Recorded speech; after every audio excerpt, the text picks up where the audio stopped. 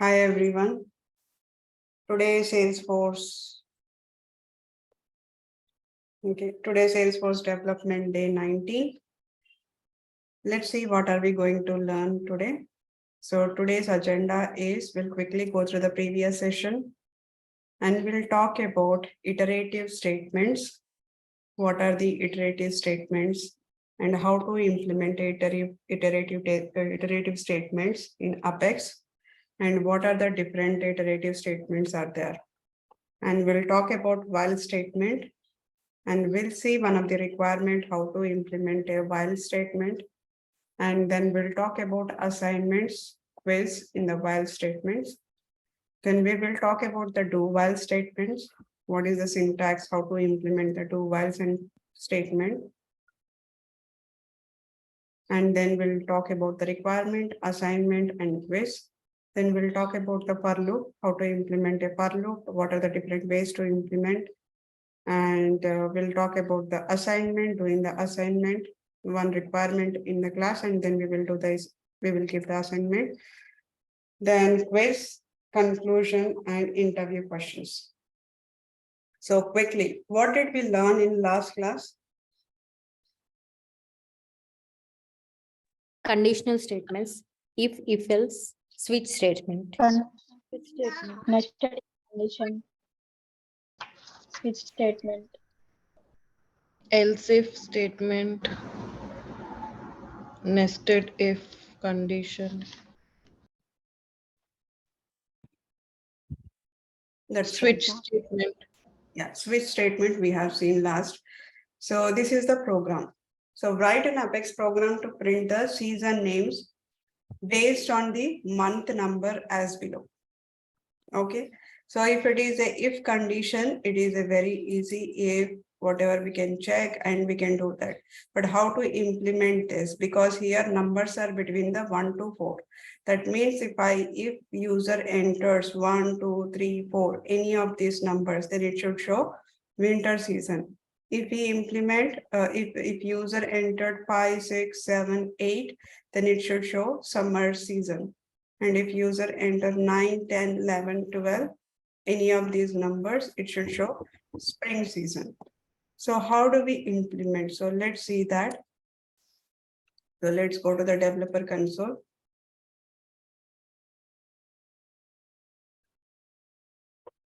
Now, so here the input is, what is the input here?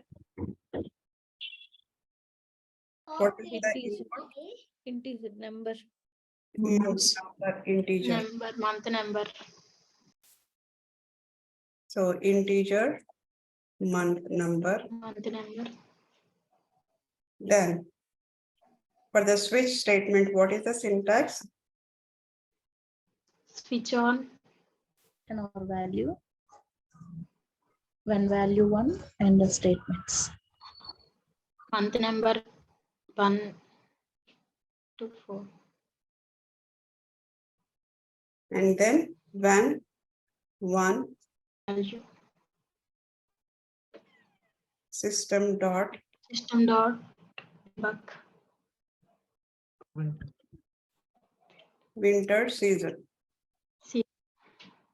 Now, if user enters here, any one of them, 1 or a 2 or a 3 or a 4, whatever they enter, I wanted to show winter season, right? Either 1 or a 3 or 4. Now, is it a best coding? Now here we have written that if, for example, here user has entered 3. That means the cursor will come here. So that means the cursor will come to the, first it will see what is the input value. So the first step is, it is going to check what is the input value. Now, it will, then it goes inside, then is it a 1?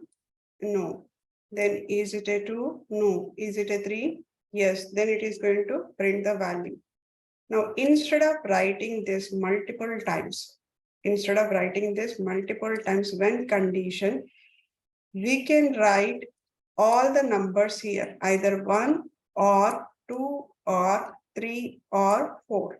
So when I say here comma 1, comma 2, comma 3, comma 4 means it's a or condition. It's a or condition. If any of this number true, that means if month number is equal to any of this number, then display this. And then again next, what are the 5 to 8? Then 9 to 12. So that means now here either 1 or 2 or 3 or 4. Then show the winter season. Then 5 comma means or 5 or 6 or 7 or 8. Then show the summer season. Then the next one is 9 to 12. So any of this number is matching, then show the spring number, spring season. Else, let's say invalid month number.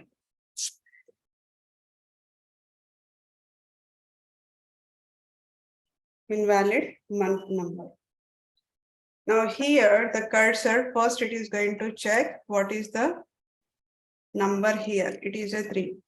So first it will execute this month number. It will switch on. It will capture the number.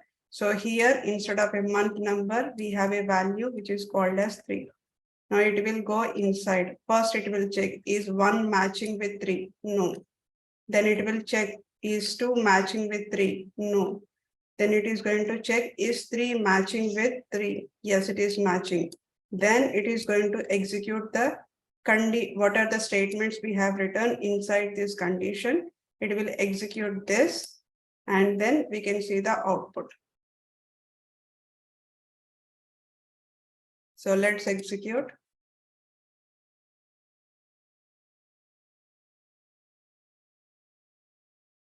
Right, it is given the winter season. If I give something number which is a 15, what will be the value? What is the output? Will I get it? Invalid month. Invalid. Invalid month.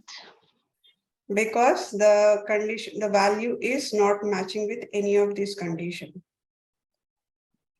So the syntax will be always for the switch statement is, if you have a multiple values, if you wanted to check, then it is always switch on, then give a expression here, expression or a variable name.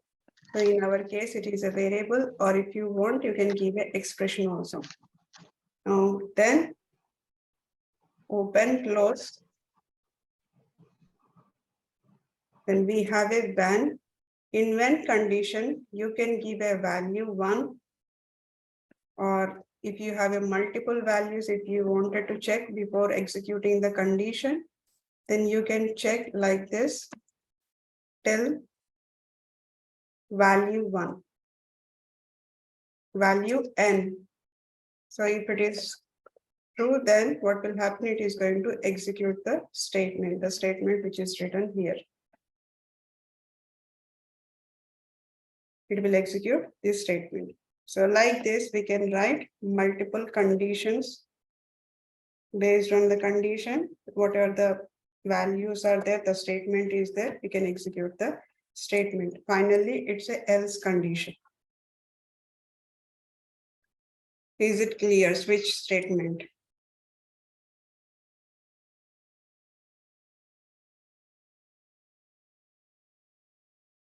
Okay. So let's move on. So today we are going to see the new topic, which is a iterative statement. Iterative statement. So let's take an example. Let's take an example. For example, I wanted to, like, I'm printing the system.debug.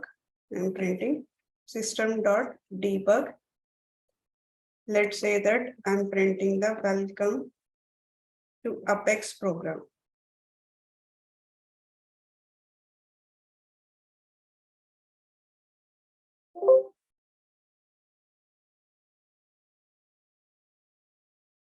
Okay, I'm writing this in Apex code. So when I write this, what will happen? The output which I get it here is in the debug log, I'll get welcome to Apex program. Now I'll get this output.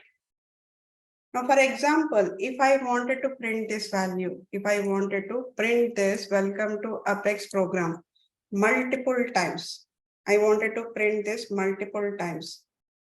So what do I need to do if I wanted to print multiple times? For loop.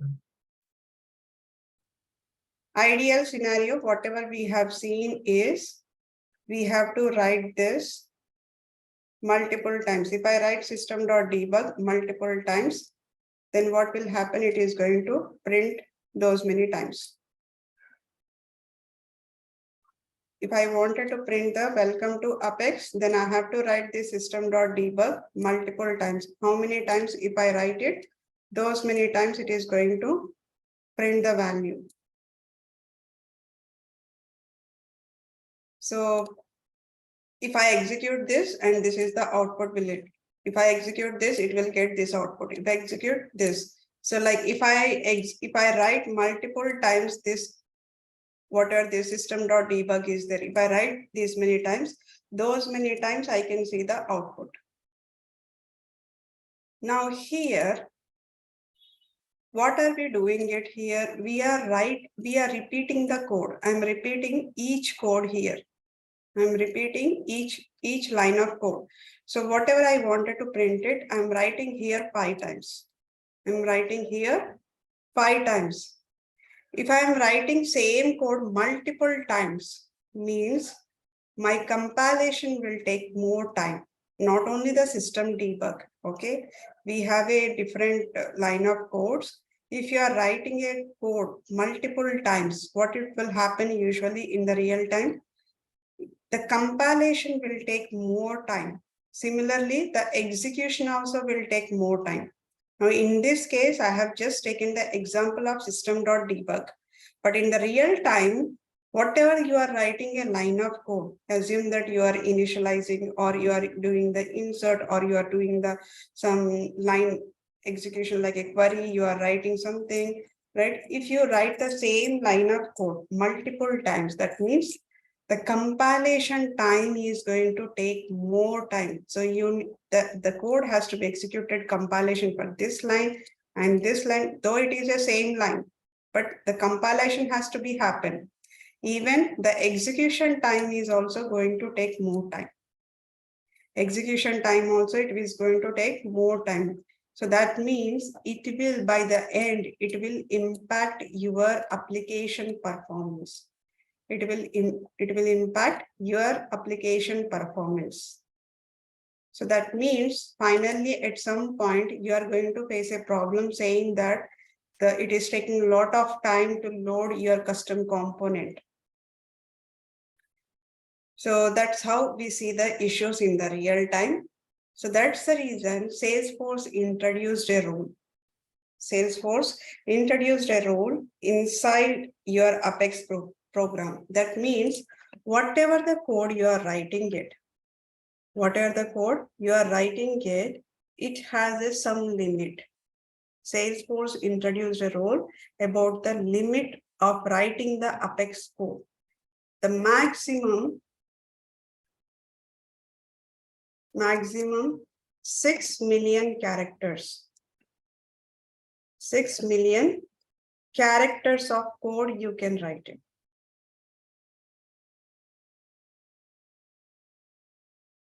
In Apex. So maximum of what are the 6 million character code you can write it. If you have more than that, if you wanted to write more than that, you cannot. If it is a paid version, maybe you have to talk to the client and you have to deal with that, right? So they have given the maximum 6 million character code in Apex. So that is the reason by considering this rule, by considering this limit, Salesforce enforces the developers not to write the same code multiple times. And they have given so many options, features, which is provided by the Salesforce, like a pre-built function, or some, instead of going with the development, they have given additional way that you can implement in the configuration. If the requirement comes, instead of jumping onto the development, first thing, if you are able to fix that issue, fix that implementation using the just configuration. If you are able to do through the configuration, perfect, well and good, you can go ahead and do it. Only the development we should be going it in case if you are not able to implement the requirement through the configuration, because in the real time, whenever we are implementing a customization, that means whenever we are writing in a code or I'm implementing certain functionality using the Apex code or Lightning or a Visual Force, we need to explain the client. Now, nowadays, clients are very smart. They are asking that why you have to go with the customization. So why it is a required customization? Why you need a customization? Why can't we implement through the configuration?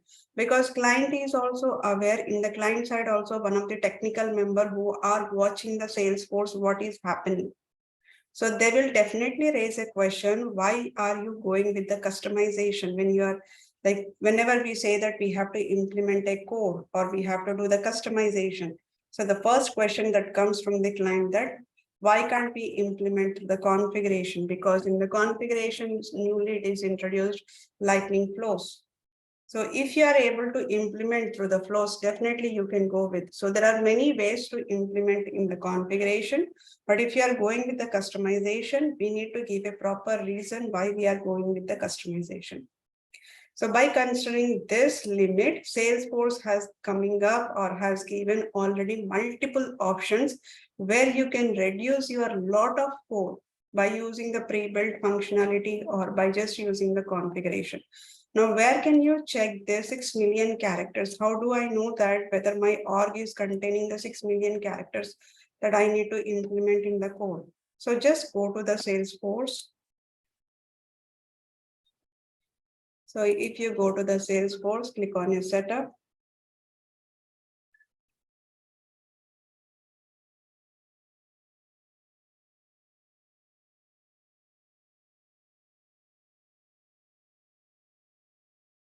And search here Apex. When you search Apex, so there is a Apex classes which comes in Apex classes on top. You will see here percentage of Apex used 0%. Here the allowed limit is 6 million characters. 6 million characters in your organization. So this will include the Apex classes, triggers, whatever we are writing in our organization, it will include both of them. So this is here you can, yeah. Swapna, this limit they have imposed recently, or it was always like this? So I feel this is very less, right? Isn't it less? Considering Salesforce and so it is handling so many tasks. I don't think so. It is a lot more. Salesforce is a 50% configuration, 50% it's a development. Okay. And lot of functionalities, lot of code that you are going to write in the Salesforce, you are not writing like a Java or something. They are doing a lot of programming and they are giving us some name to it, some method they are giving us. So if you use that method, whatever, if you are writing the Java or if you are writing the C program, 10 lines of code. So that 10 lines of code are behind that method. So you just need to use that method. So this doesn't count the LWC one, right? Only for the Apex. It's a business logic. Only okay.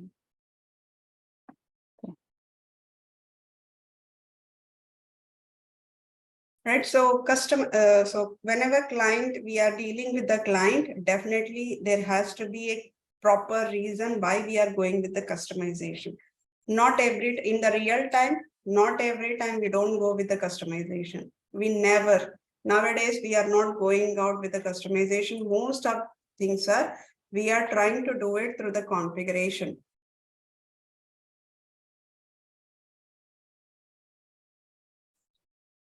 That's a different topic. We will take it up at the end, Rana.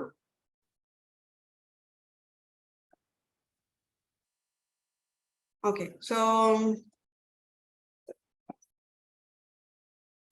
okay. So that's the reason, instead of writing this multiple times, now we have some option, not only the Salesforce, everywhere, whether you go with Java, C, everywhere we have something called iterative. That means instead of me writing multiple times, what I'll do is I'll just write a one line of code.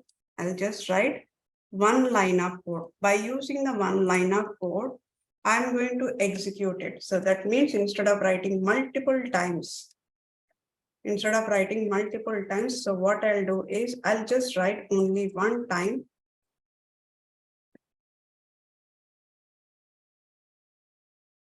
Apex programming.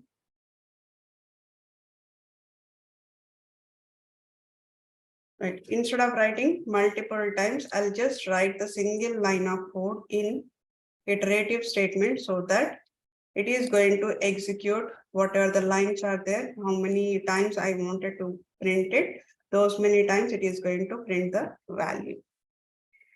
Now, iterative can be done different ways. There are 4 ways which we can do it. 4 ways which we can do it. So let's go ahead and see that. So iterative is nothing but repeating whatever the line is there. I'm repeating that instead of writing multiple times my code. I'm just repeating this. So once it is executed, first it will execute it. So it will check the condition, it will execute it. Again, I'm coming back executing it till it meet the condition, and keep on executing this line. So that means iterative is nothing but repeating or a continuous.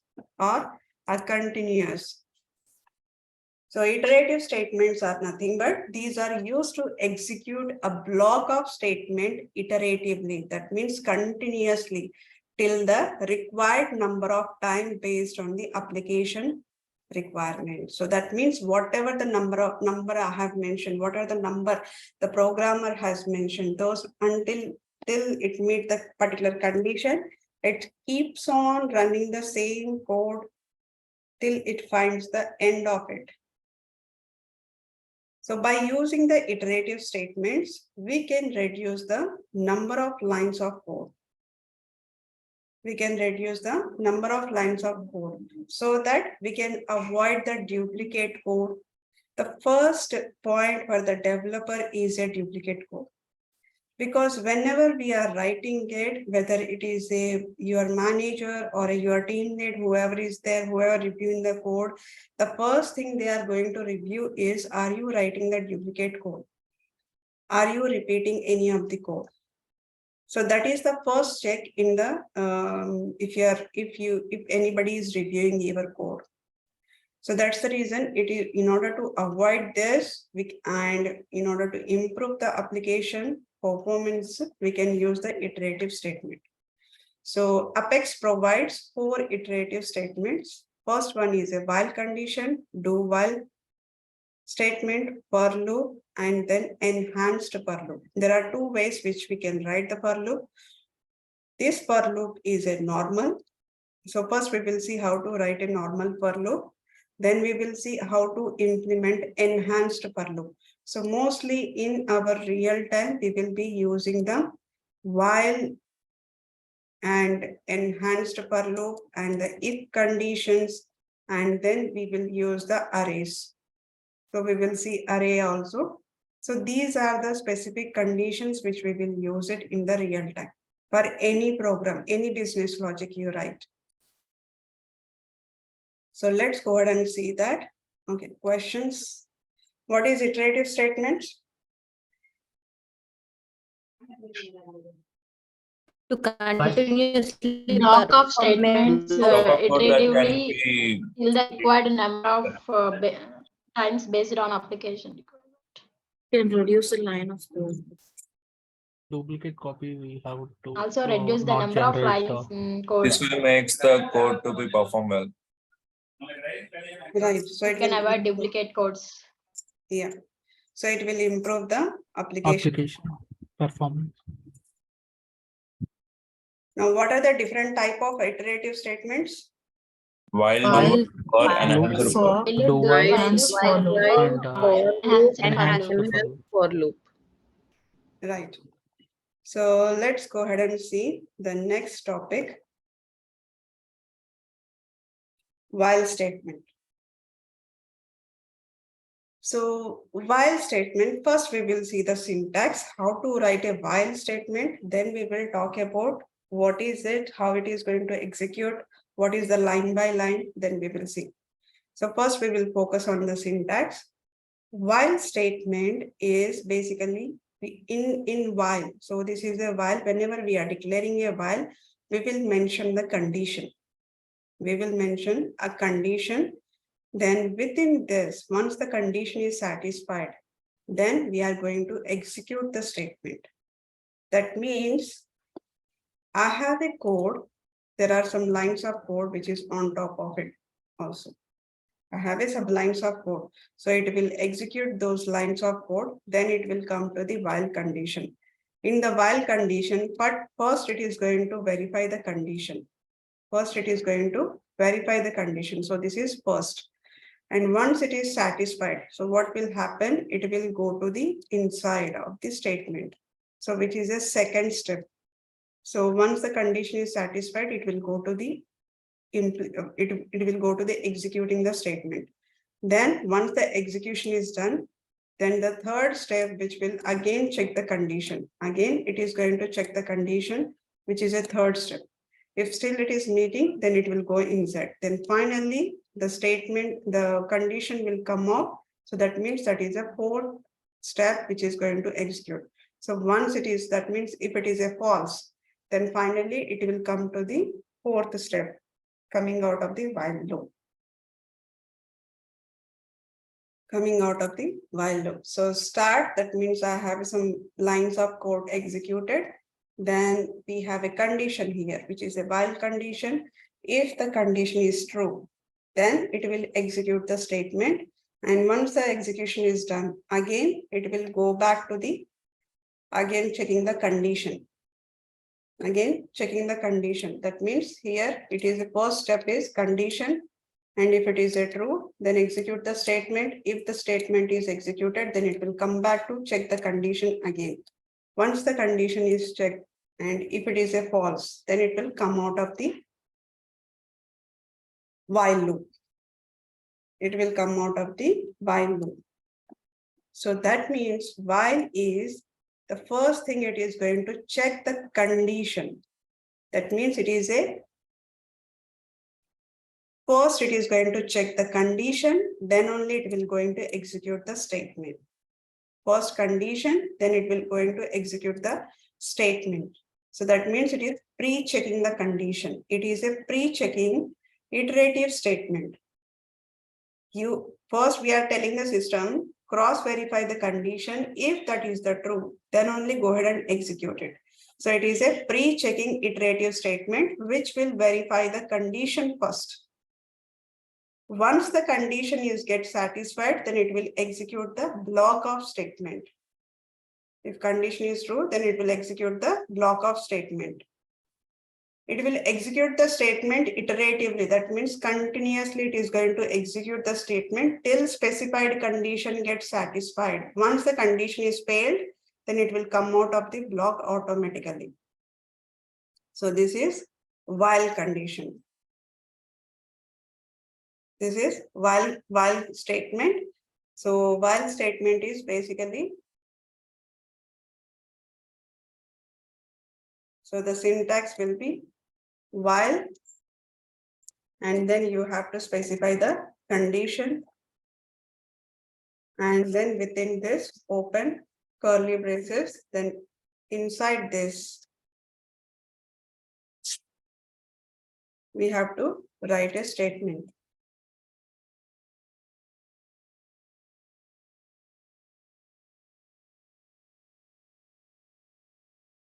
Write a statement here.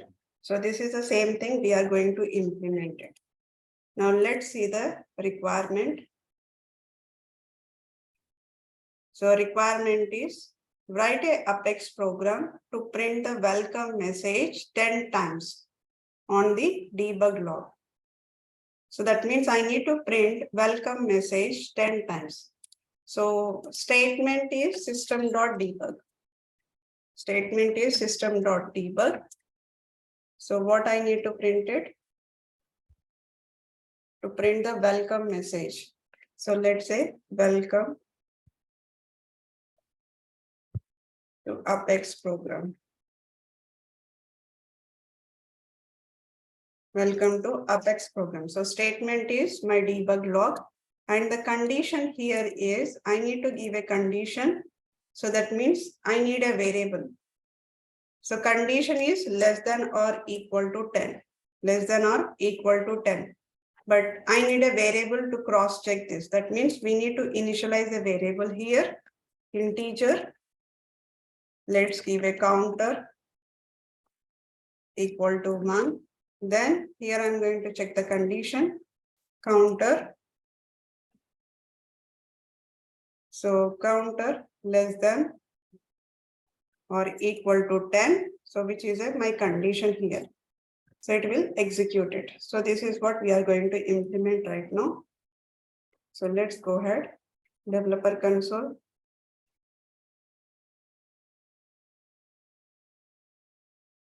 So integer, first declaration is integer. Counter equal to 1. Then we'll have a while condition. In while condition, I'm going to specify counter less than or equal to 10. And system.debug. System.debug. Welcome to Apex programming. Perfect. Now, this is the counter. Now, what it will happen here? First, it is initialized, right? I have initialized, which is a 1. So 1 less than or equal to 10. 1 less than or equal to 10, which is true. Then it will execute this program. Now it will come back to this. When it come back to this, I need a counter to be incremented. The counter should be incremented here. So we are not incrementing the counter. So where should I need to write the counter increment? So within the while. Within the condition statement. So within the while, we have to write. So which plus is nothing but, okay. So plus is nothing but which is counter equal to counter plus 1. Right now I'm implementing it. So this time, now first time it will come here, it will execute 1 less than 10, which is true. It is printed this, and the next it is going to execute counter equal to counter plus 1. So this time my counter is 2. So it is go back to the condition and it will verify 2 less than or equal to 10, which is true. Then perfectly fine, it will execute. Till how many times till it is finding the, when it says here we have a equal to, right? So as soon as it find 11 less than or equal to 10, that means which is not true, then it will come out of the condition here. So let's go ahead and execute it. So highlight this, execute the highlighted one.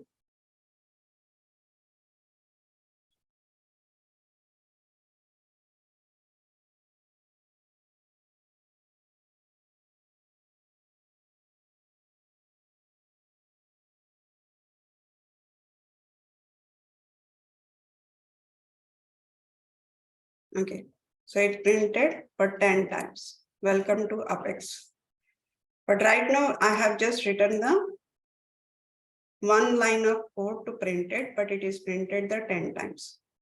Ma'am, what if we write that counter counter plus plus outside of the while loop. Now your cursor, when it will come out, cursor here. Now your cursor is here. Okay, the condition is satisfied here. Now it is going to execute this. If you write this line out of this, when your cursor is going to come here? Only if a condition won't satisfy.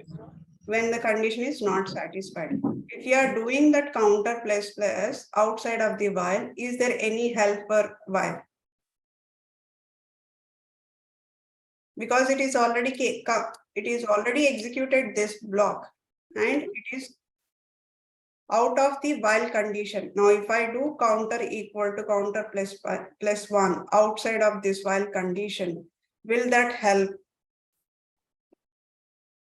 No. Right? So we need to write within the for loop, within the while condition.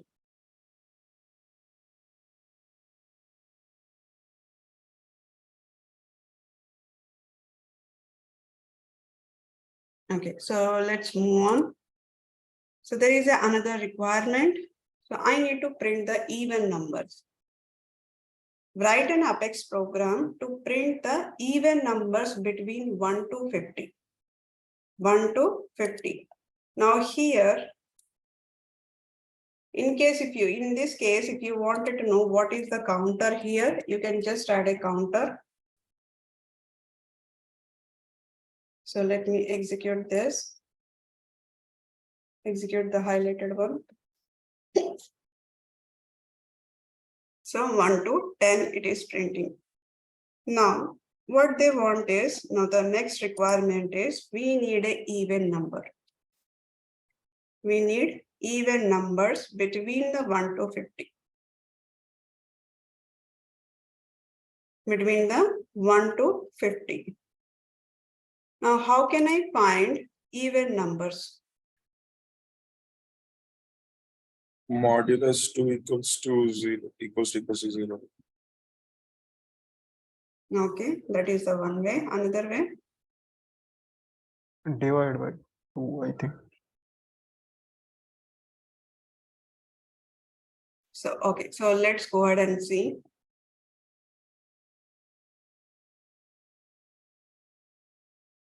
So debug, open.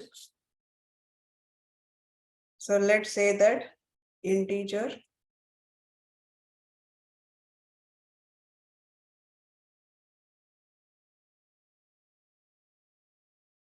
even counter. Now while condition. Yes, what I need to write here?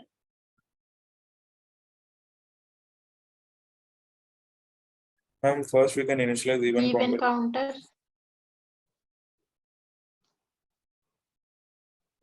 Okay. Percentage by 2 equal to 0. Less than or equal to 50. Like we can declare even counter equals to 50, then even counter greater than or equals to 1. Inside that we can. System.debug, we can do. Okay. So Yeah, system debug. debug even numbers plus even counter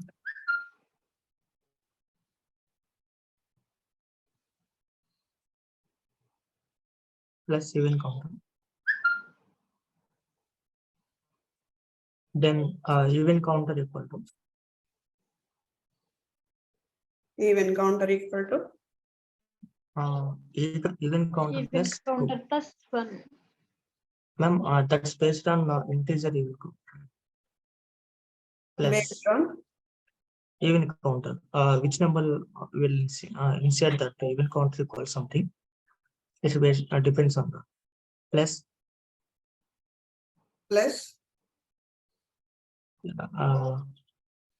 uh, 1.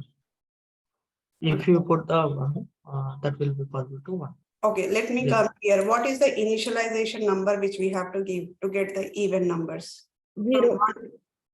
From No. 1 to 15. No, ma'am. One, even. ma'am, equal to 1. We can give 0, we can increment plus 2. Right, but what is the starting even number between 1 to 15? 2, ma'am. 2, ma'am. 2. So 2. it should be 2. You have to give Then 2. we'll give the 2. Now, any questions in this program, anybody?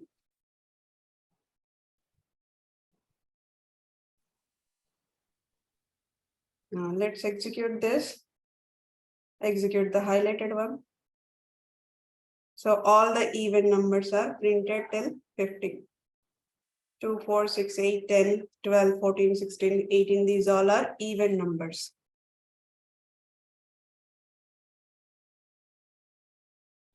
These all are even numbers.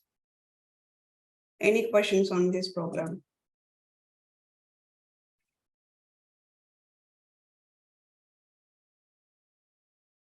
If you want a odd number,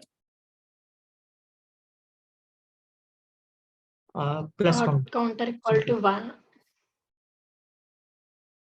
even counter equal to 1. Odd counter. Here how much? +1. 1. No, same. Oh, No, +2. Same. No, plus 2 only. Ma'am, that depends on initial value. Yeah, initialization here 1. So what should be the here? To get the odd numbers. 2 only. 2 is fine, ma'am. Plus 2, ma'am. Yes. Plus 2 Plus only. 2 was fine. So 1 plus 2, 3. 3 plus 2, 5. So I'll get all the odd numbers.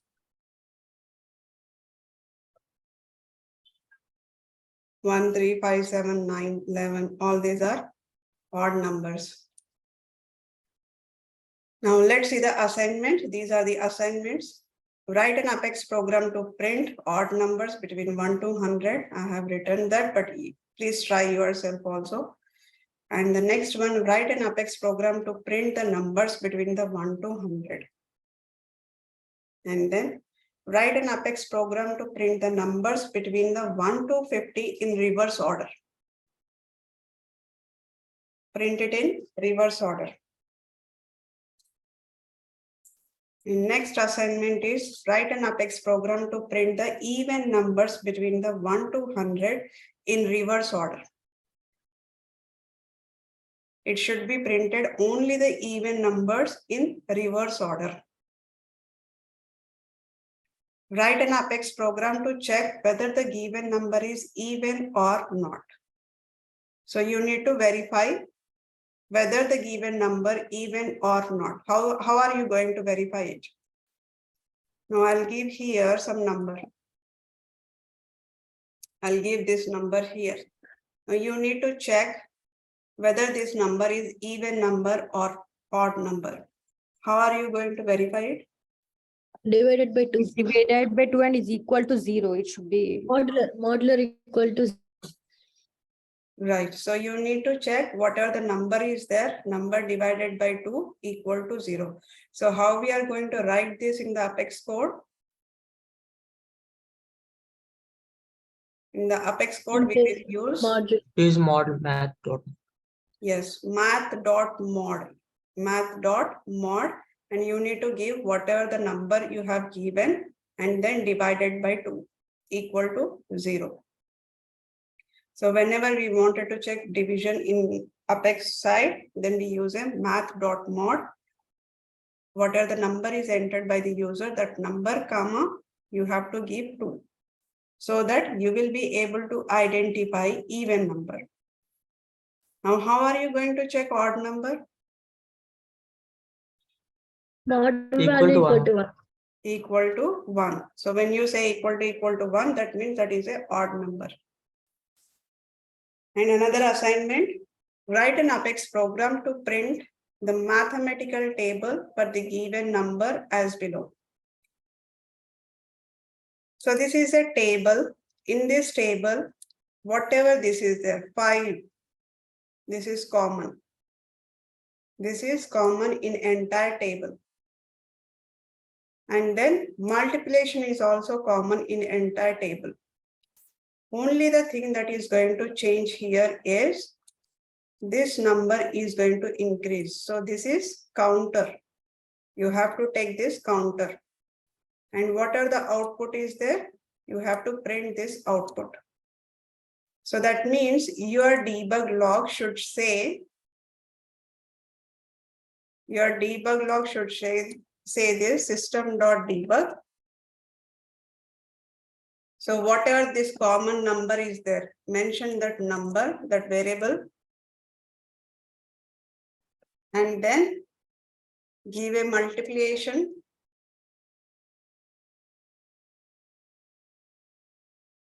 And this is your counter. So plus, what are the counter, what are the variable? So assume that it is a counter. Let me give that as a variable. So your variable, right? Then plus equal to plus what are the output is there. So what are the output that you are going to get here, that variable name. So you need to print this. So that means in your output, it should be 5 star 1 equal to 5. Entire table, it should print like this. Entire table, it should print like this. So mathematical table, you take any number, not only 5, take a 25, 2, 3, what are the table you want, take that table and print these values.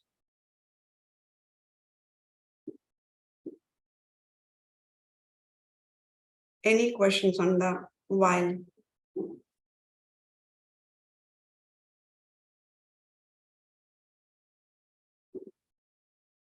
Okay. Can we write if else, or like can we write only if in while loop? Can we do like that program? This program you can implement only using the while. You need not to use a if condition. No, not this one. Like before previous one. Like Previous that even number. Like we have done before. Try using the while condition instead of an if condition. If it doesn't work, then let me know. Okay.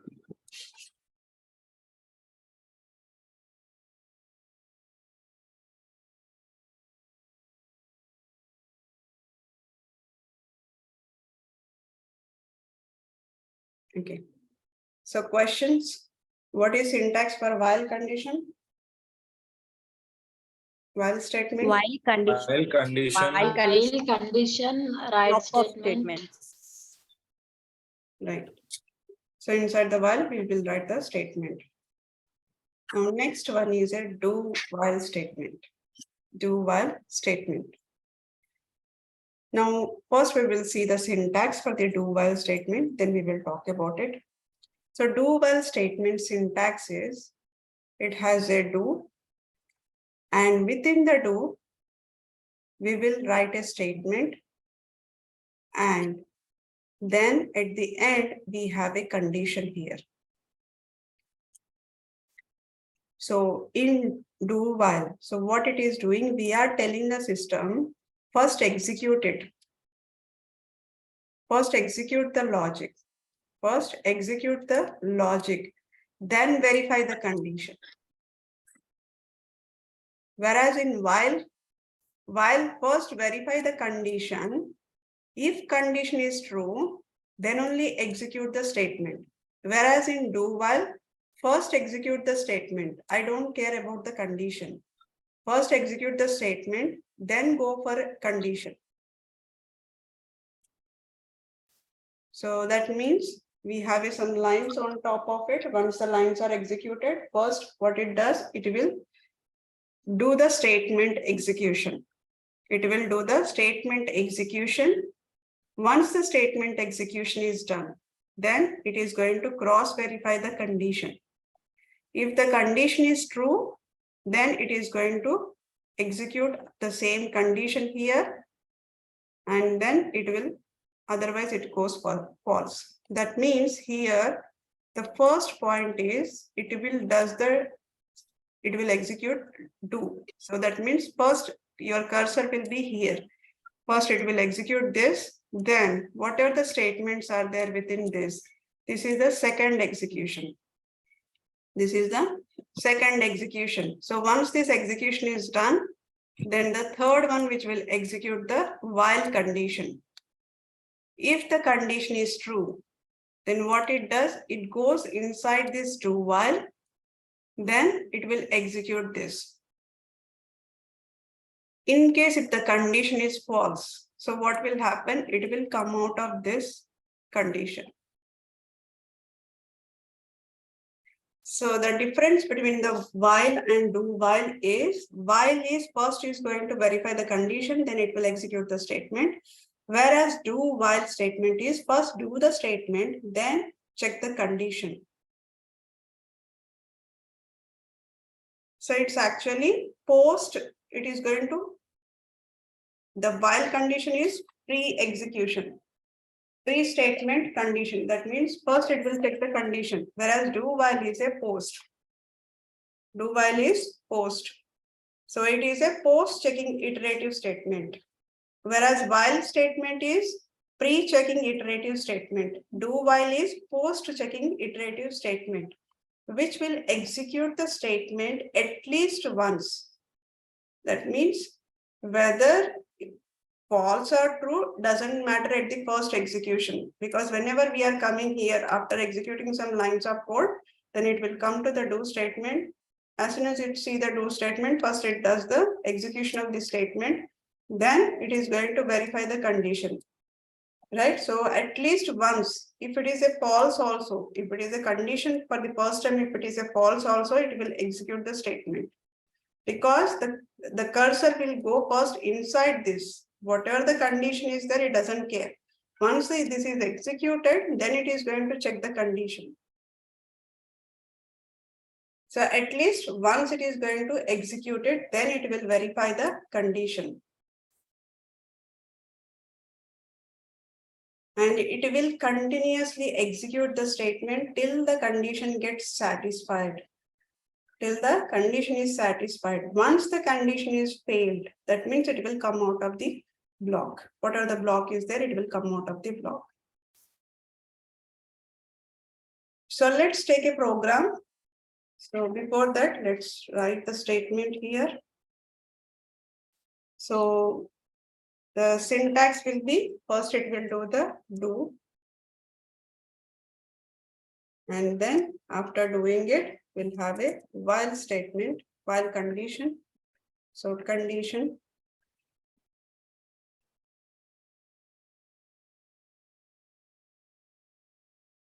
That's it. Then here statement. We don't write again here loop. There is no loop here. There is no curly braces, open curly. There is nothing is there. At the end of the do statement, we write a while condition. That's it.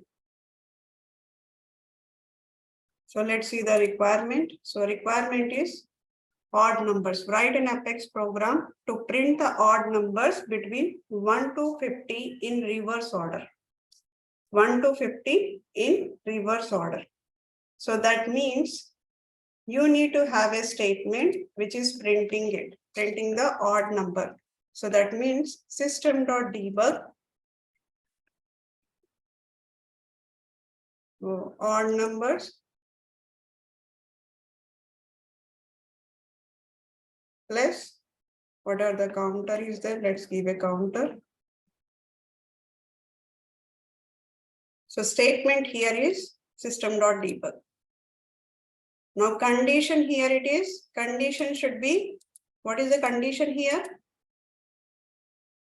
I wanted to print the odd numbers in reverse.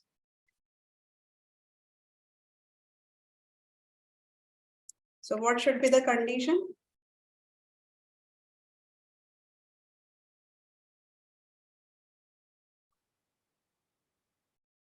Okay, so let's do this. So in do while, first I need to declare the counter. So when I'm declaring the counter, I need to specify the number which is a 49 because I need to print odd numbers in reverse. That means during the initialization, I need to initialize the highest number.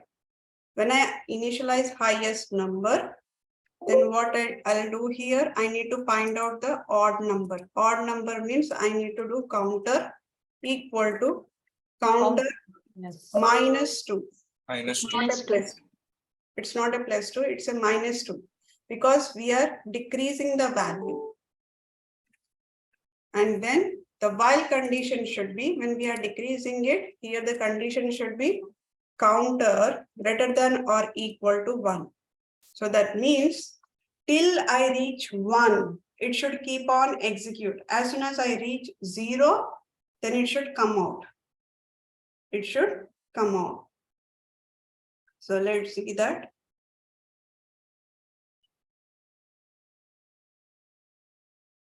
So do while reverse order between 1 to 50, which I need to print the odd numbers.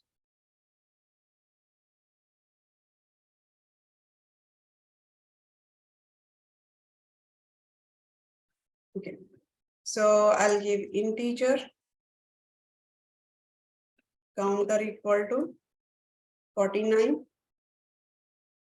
Yes. What do I need to write here? Do system.debug. System.debug. Odd number plus Integer counter.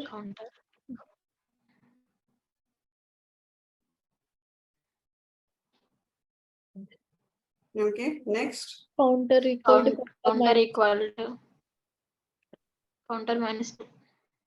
Either you can write a counter -2 or else what you can do is you can write minus counter -2. Minus or else minus equal to 2 also you can write it. Different ways we can write. So this will also consider that.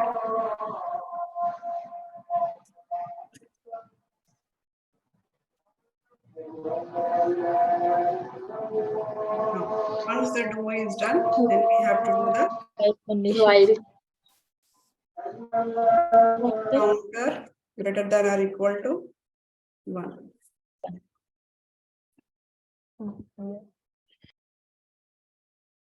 So let's go ahead and execute it.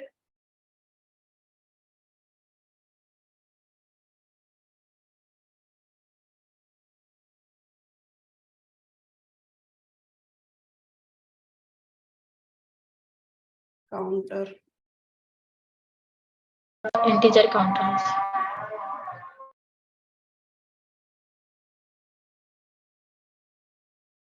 Now it is printing in the reverse order from 50 to 1.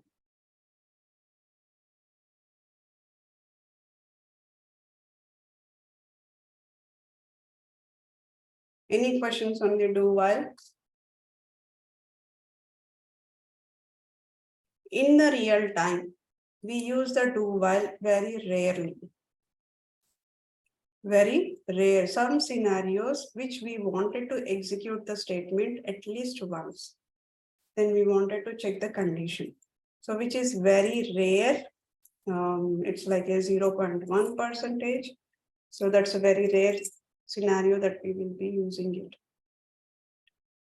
In the assignment, write a Apex program to check whether the given number is prime number or not. Given number is prime or not. Like an example, if I mention 2 or 3 or a 5, like these are the prime numbers.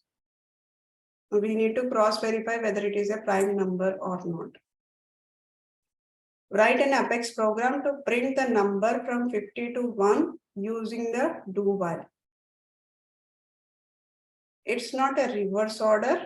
It's all like it has to print from the 50 to 1. So that means 50, 49, 48 all in reverse, but continuously it has to print.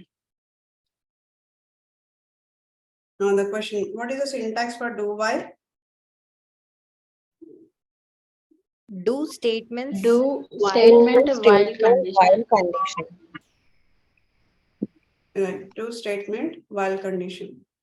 And what is the difference between the while and do while? in while first the condition is verified. First, the condition is introduced after verifying. Then the After that, statement verifying. in Do while first first verifying then and the after condition. a statement given. So do while first execute the statement and then it will check the condition. Now the next one is a for loop. Next one is for loop. Now, before going to the for loop, so far whatever we have written the logic. So far whatever we have written the logic here, what we did here, initialization. One step initialization. And then second step is increment, right? Then we are checking the third condition, the condition. One is initialization and then increment. Then we are doing the condition check. So if you take anything, do while or a while in both the scenario, we are definitely has to initialize it, which we have to definitely has to initialize this. And then we need to increment or a decrement has to be done. Then we are checking the condition here. Instead of writing these lines in multiple times, like I have to write this line and this line, this line. Instead of writing these lines, what we can do is we can combine these three lines. We can combine these three lines and we can write it in one line. Instead of writing it this separately and this separately, what we can do is in a single line, we can write all three initialization, counter, increment, decrement, or checking the condition. Everything we can write it in the single line. How can we write it in the single line? So that by using the for loop. By using the for loop. So in for loop. So syntax is first we have a for loop condition, the for loop, and then within the for you have to initialize. What are the initialization part is there, which is integer counter equal to 49. So first you need to write the initialization part. Then we need to write the conditions part. Conditions is where in while condition, whatever we are writing, counter greater than or equal to 1, which is a condition part. Then the third one is increment decrement part. So everything we can write it in single line. So for initialization, condition part, increment, decrement part. Then we are opening up the loop. When we open up, inside that we can write the statements, multiple statements we can write it. So what is happening here? First, it is going to initialize. So the first, once it is executed all the lines above, as soon as the cursor reaches the for loop, first it will check this condition. That means initialization part it is going to check. So first initialization part, then it is going to check the condition. So it is going to check the condition. Once the condition is satisfied, then it will go inside and it will execute the statement. So which is a third step is executing the statement. Once a statement is executed, then it will go back and check the increment or a decrement, which is a fourth step. It does the increment or a decrement. Once it is increment or decrement done, then again it is going to verify the condition part, which is a fifth step. So this is how the execution happens in the for loop. For loop, first part is initialization part, then it will check the condition part. When the condition is true, then it will go inside and execute the statement and then come back to the increment decrement part, whether it is a counter plus plus or a counter minus minus. Once it is done, then it is going to again check the condition. Once the condition is true, then it is go to the inside the condition. In case if the condition is false, then it will come out of this for loop, which is a sixth step. Which will come out of this for loop. So basically, it is a pre-checking iterative. That means first it is checking the condition part. It is a pre-checking iterative statement which provides an optimized way of using the iterative statement inside the programming. That means we can write in an optimized way. The code can be written in the optimized way.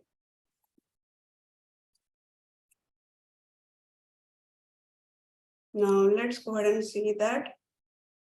So requirement is write a Apex program to print the mathematical table per given number. Now I wanted to write a mathematical, let's take a 5 or a 6, whatever you wanted to take. So that means, let's take here 25.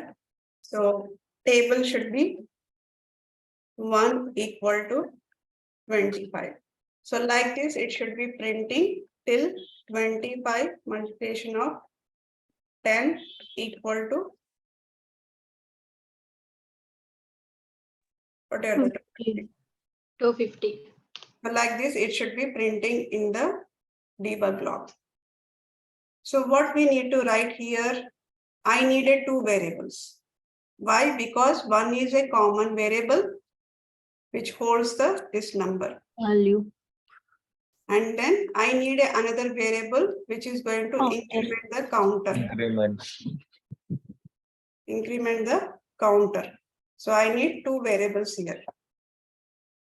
So that means, as per the previous implementation, we need to declare integer counter equal to 1, which is going to be the counter, and then integer fixed number equal to 25. So this is what I need to write it, and inside the logic, I need to do counter plus plus. Right? So I'm going to combine these 3 lines of code in the for loop. So in for loop, I have to say integer counter Plus 1. One. Counter less than or equal to Counter less than or equal to 10. Counter plus plus. Counter less than or equal to 10. Counter plus plus. Counter plus plus. Now where should I need to declare the fixed number? Fixed number also we need to declare. outside the loop. Outside the loop. Outside the Before loop. the for loop. Here integer. Fixed number equal to 25. Instead of doing that, can I do like this?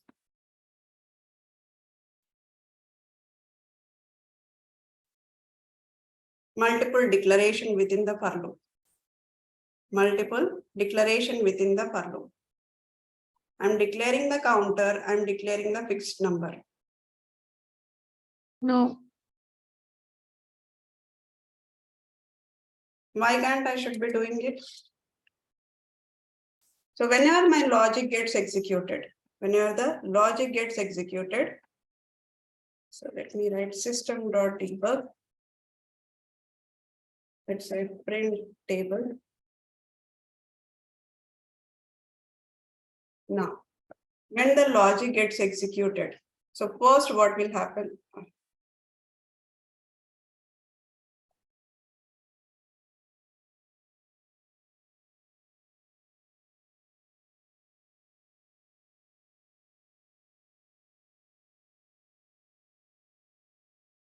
Okay. So let me write in the pane.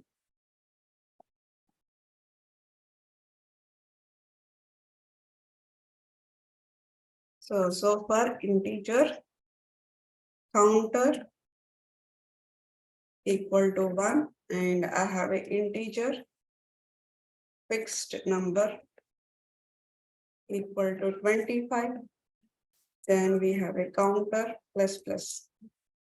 Now these three, I'm going to combine it. For loop. Inside the for loop, integer counter equal to 1, comma, fixed number equal to 25, counter less than or equal to 10, counter plus plus.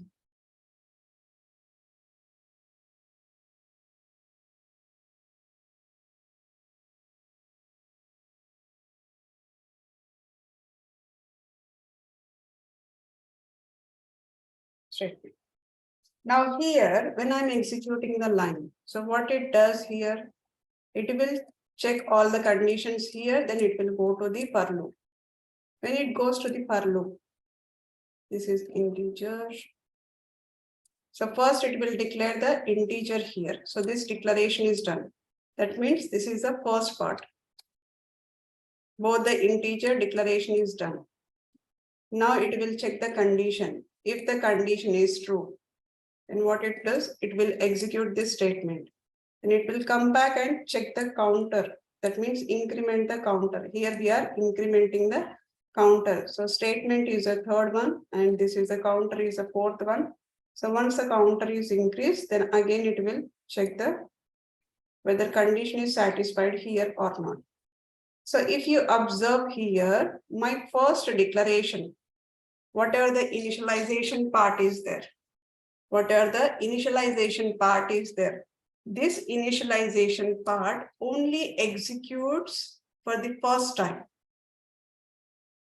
Only executes for the first time. It will not, whenever the counter is increased, it will not go to the first initialization part. As soon as the first part is done, it's a done, all done. It will not come here. Only the next time onwards, it will check only this part. Right? Whether it is incrementing, checking the condition, then executing the statement. I can do multiple declaration within the for loop. I can do multiple declaration within the for loop. So let me show you that.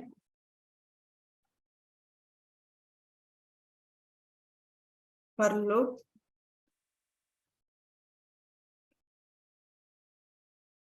Integer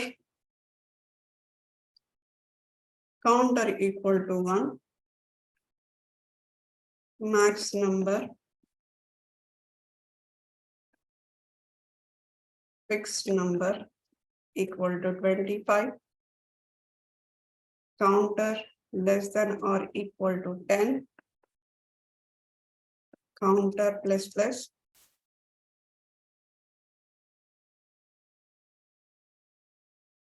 Now here I can print the system dot debug. Yes, what I need to write here, if I wanted to print the table, Counter Fixed into number fixed number. fixed number plus into plus counter counter equal to plus one equals plus to Double. fix a number into counter.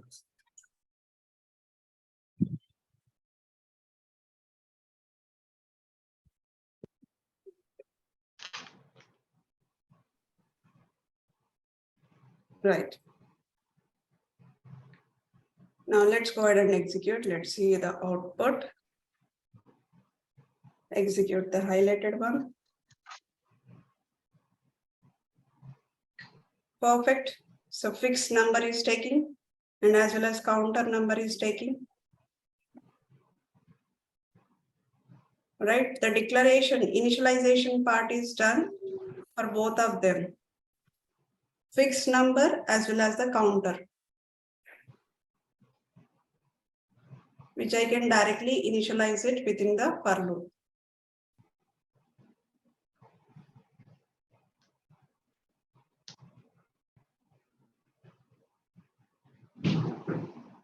Any questions in this loop?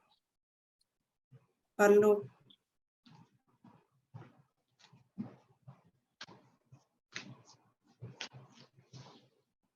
Okay. So the question, what is the syntax for loop? For condition, For initial part, conditional part, incremental. increment and increment part. Initialization part, condition part, increment or decrement part, then write the statements. Right. Now, in case if you do not give the increment part, what will happen? Can that be executed if I do not want to write it increment? Not execute. Now, if I remove here,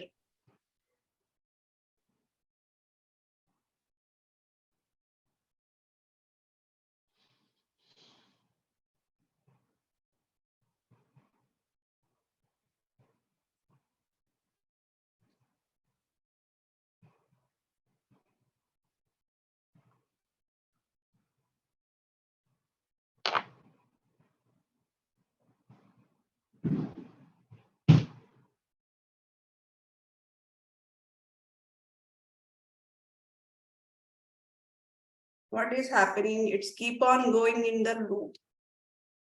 It's keep on going in the loop. So this is one of the error, Apex CPU time limit exceed. That means it's keep on executing. It is not finding anything, right? It is taking a lot of time. Your CPU time it is taken. Limit exception. Limit exception. It's continuously going through that. This is one of the Apex CPU time which you see in the real time also. In real time, you see the Apex CPU time limit exceed because it's keep on executing. It's not finding like, finally what it find is the limit has exceeded. What are the CPU time limit is there? It is exceeded.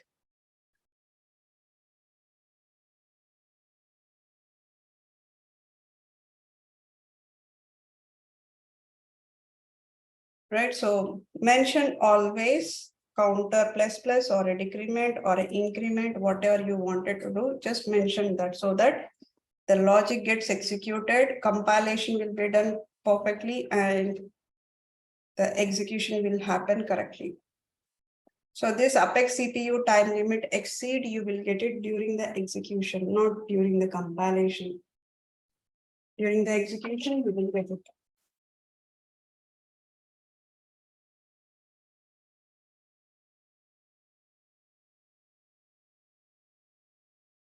So we have some time, so let's do the another one also.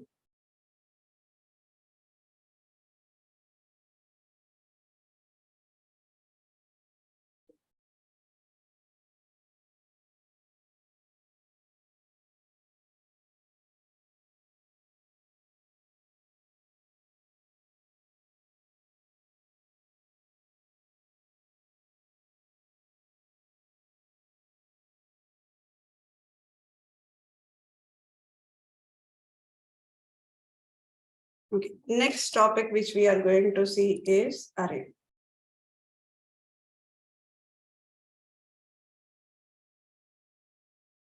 So basically array is nothing but, so now what is the array here? Collection of elements. Collection of elements. Let's take a real-time scenario. So whenever we are doing here integer counter equal to 1. Integer counter equal to 1. So whenever we do that, what is happening here? a space is allocated, right? A memory gets allocated. How much memory it is get allocated? So it says that 4 bytes. Whenever we declare as per the integer data byte, so the allocation will be the 4 bytes.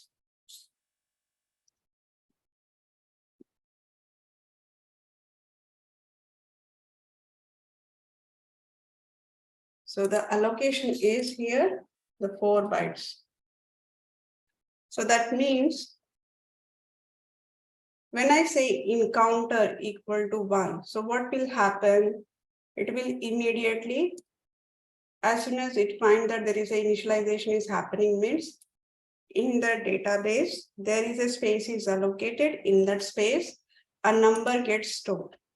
Now, if I say here, after this integer counter, let's say that again, I'm going to say here, counter equal to 245. I'll say counter equal to 245. So what will happen after this? Whatever this is there, 1, it is going to replace the 1 with the 254. It is going to replace the 1 with what are the 245.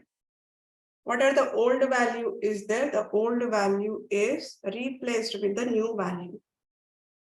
That means I'm going to lose the value of the previous one.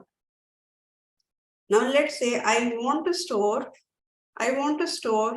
1 that is the old value along with also I wanted to store the new value. I wanted to store the new value, which is old value as well as the new value. That means it has a multiple values that I wanted to store. Multiple values I wanted to store in the database. So when I wanted to store the multiple values, that's how it has been introduced as an array. Introduced as an array. So array declaration will be data type. You will be doing the data type, which is going to nothing but a type of value, which is nothing but type of value. What is the data type? What are the variable declaration is there? What is the data type for that? So that is a data type, and this is dimension. Dimension is nothing but where it is going to store multiple values, where it is going to store the multiple values. So first initialization will be the data type. Data type is nothing but type of value or a data type of the variable. This is a dimension which is going to tell us that we are going to store the values in an array. And then here array name or a variable name, which is a name which we are giving there. And new is nothing but, that means I'm allocating a memory for whatever this initialization is there. Whatever the initialization is there, for this we are going to allocate a memory for this. And then data type, and within this square brackets, we are going to mention the size. Within the square bracket, we are going to mention the size. So this is how many number of elements that I wanted to store. Now in this scenario, I wanted to store 1, 245, I wanted to store 15, 3 values I wanted to store. If I wanted to store that, then I need to tell the system what is the size it is. Now if I wanted to allocate, so this is 4 bytes. And this is another 4 bytes, and this is another 4 bytes. That means 1, 245, then another one, which is a 15. It is going to divide that space into the 4 bytes. So that means equal to 18 bytes it is going to occupy in the memory. 18 bytes it is going to occupy because I wanted to store the 3 values. So during the initialization of array, we are going to specify the size here. We are going to specify the size. So that means my syntax for this is, so first we will say data type.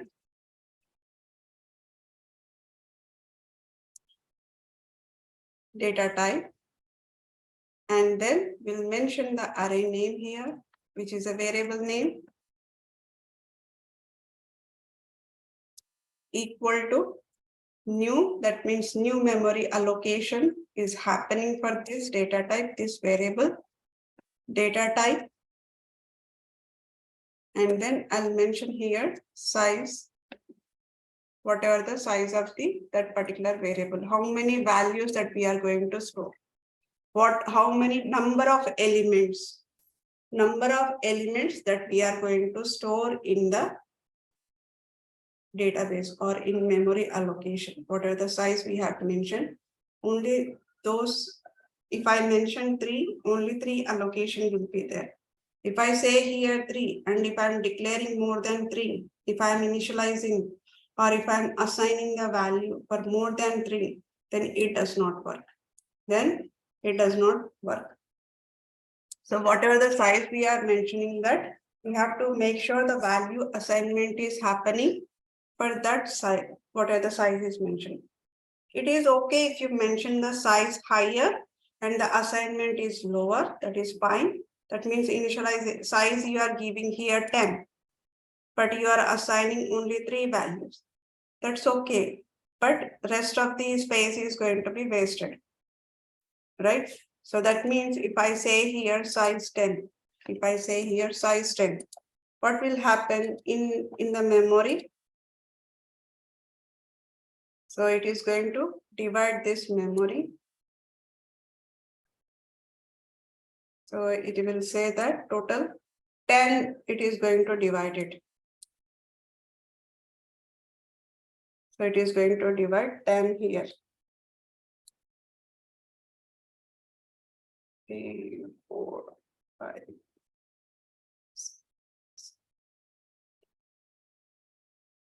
Assume that this is a 10.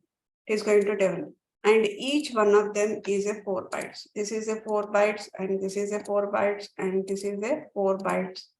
Like this, it is going to occupy for each one of them is going to be the 4 bytes. That means total I'm going to get a 40 bytes. What are the declaration is happening for the size 10, which is nothing but equal to 40 bytes. 40 bytes of space we are going to allocate for this, what are the variable is there. And whenever we are initializing it, so what will happen? This is the space is gets created. Let's assume that I am using here integer, that is in my data type, dimension, and let's give a variable name. Let's say that customer code or customer number. So customer number equal to new, and then data type integer, I'll say 10. This is my initialization which is happening.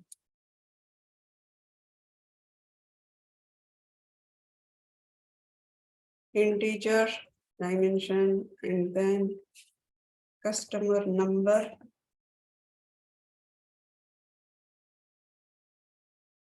equal to new integer, and here I'm going to specify 10. So whenever we initialize this array, the first thing what it is going to happen is for 10, that means 10 blocks. In the space, we need a 40 bytes. In database.com, we need a 40 bytes of space because 10, which is each one of them is again the 4 bytes. Now, once it is initialization, everything will be stored, but it has a null values. There is nothing here. It will be just a null value will be there within this. Every block has a null. So that means no value right now. Everything is a blank or everything is a empty. So each block is just a space is allocated, but there is nothing is inside it. Everybody has a null value here. And in the array, if I wanted to call this specific one, if I wanted to call this first one, whatever the first allocation is there, if I wanted to call this first one, what we will do? we will, here it is says that its indexes will be 0th index. The index, it starts from 0. So like 0, 1, and 2, 3, up to 10 up to 9 index. Index will be if I wanted to call a specific one, or if I wanted to call this specific one.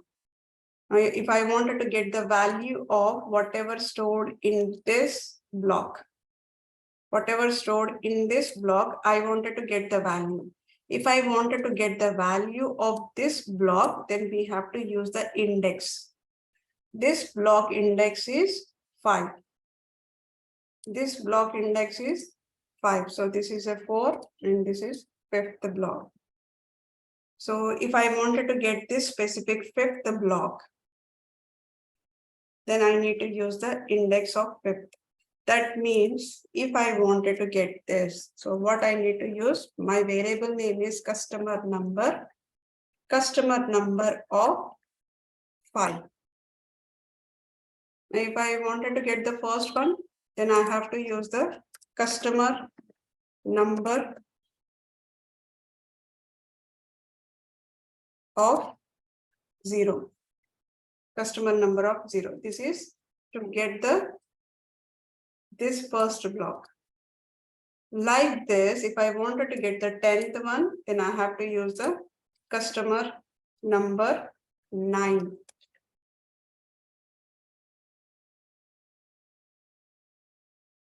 Index is 9. So this is how we retrieve the data from array. This is how we retrieve the data from array. So by using the index is always starts from 0. And whenever we are declaring the array, we have to mention the size. Now let's go ahead and see. So array are used to hold a collection of homogeneous element. That means when I'm declaring the array, I can specify only that particular data type. I cannot use, like if I'm declaring this 10, that means all of them should have an integer. I cannot use this first one as an integer, second one as a boolean, and the third one is a long. I cannot use that. So if I'm declaring the array, it has to be same data type. It has to be same data type. Multiple data type array with a single, like a customer number should hold the integer, customer number should hold the boolean value, customer number should hold the decimal value. We cannot do that. It has to be only same data type. So which is homogeneous elements. That is, array can store a collection of a similar type elements. It cannot store the different element. It cannot store different elements. So we cannot store the heterogeneous, means different data type elements inside the array. We cannot store it. So while creating the array, we have to specify the size. The size in the dimension, we have to specify. Whenever we are declaring it, it has to be declared here, 7 size or a 10 size or a 5 size. Whatever the size is there, we have to specify that. And which describes this number is going to describe the number of elements that can hold in this array. How many number of elements can be held in this particular customer number? Like if I say that integer customer C number equal to new integer. If I say this, that means 5 elements. 5 elements can be stored within this variable. I can store 5 number of elements within the C number. So not more than that. And we cannot increase or decrease the array size during the runtime. Like after declaration. Now I have declared here saying that integer I have declared here integer dimension, let's say C number equal to new integer 5. Now this is what I have declared it, but during the runtime, during the Apex execution, I wanted to change this value from 5 to, let's suppose 10. I wanted to change this. We cannot do that. Once you have, during the initialization, whatever the number is mentioned here, that is a fixed. We cannot change during the runtime or during the execution of the program, or whenever the customer is giving the input. If I wanted to change anything of the array size, we cannot change that, which is not possible. Which is not possible. Now, let's say here integer customer code equal to new integer. I have given the size 200. I have given the size 200. Now, if I wanted to store a value in this customer, the assignment. Now we have declared the array here. Now I wanted to store the value assignment. How can we do the assignment? How can we do the assignment? That means I need to assign a value to the customer code. What are the customer code is there? Right now it is just created the empty. The date, there is nothing is stored in this customer code. Now I wanted to assign the value to the customer code. If I wanted to assign a value to the customer code, then we have to specify customer code, and then in the dimension, in the bracket, you have to specify what is the index. Which index do you wanted to store the value? That means if I give 0 index, that means this is the value should be stored in 0 index. And if I say 1, it should be stored in 667 should be stored in 1 index. And 9990 should be stored in 2. So that means here, if I say here, customer number of 1 equal to, let's say 45, customer number of 2 equal to 56. Now customer number 3 equal to some number, let's say 66. I wanted to store these values in this. Now, whenever this initialization is done, what it happens, it will go to this first one, and then here it is going to, null is going to replace with, it was a null, now it is going to be, a value should be stored here, 45, and then here 56, and in the third one, it is a 66. Third one, it is a 66. So this is how the initialization is going to happen. If I wanted to retrieve the data, just run this. What are the customer number in the bracket? You have to mention which index you wanted to retrieve it. So that means here assigning value syntax will be assigning a value syntax.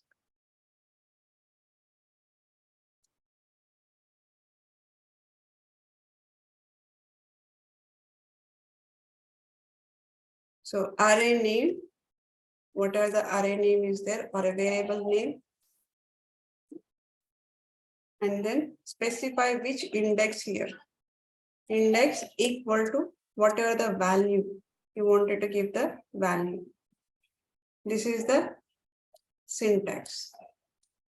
So example, this is the example. Customer number 1. What are the index is there? That index equal to 45. That's how we are going to initialize it or assign the value to the array. Now array is going to store multiple values here. Array is going to store multiple values. So first, let's see this. First, let me execute one program. So let me write something. So array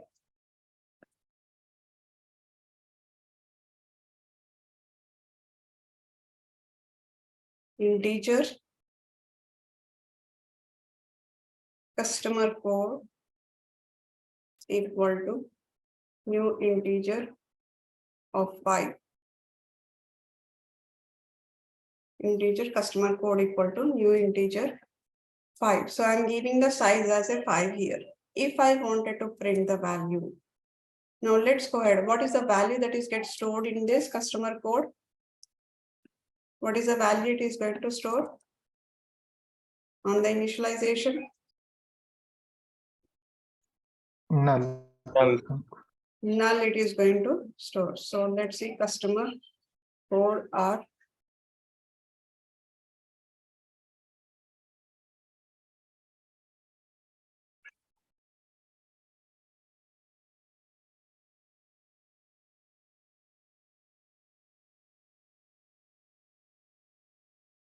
Execute the highlighted one.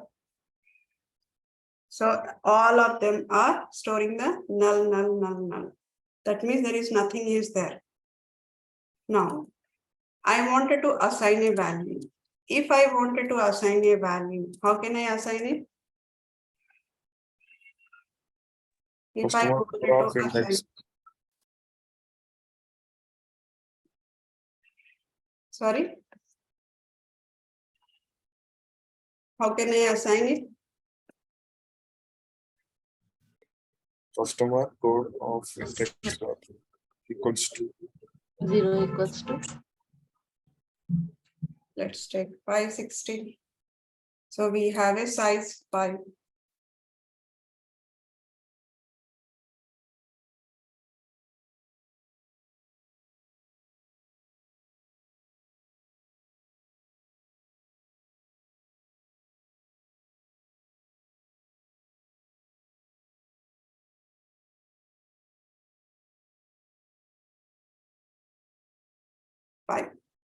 And then I'm going to change these numbers.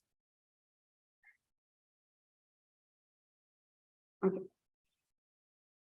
Now, if I'm going to print this, it is going to give me the values are stored there. The values are.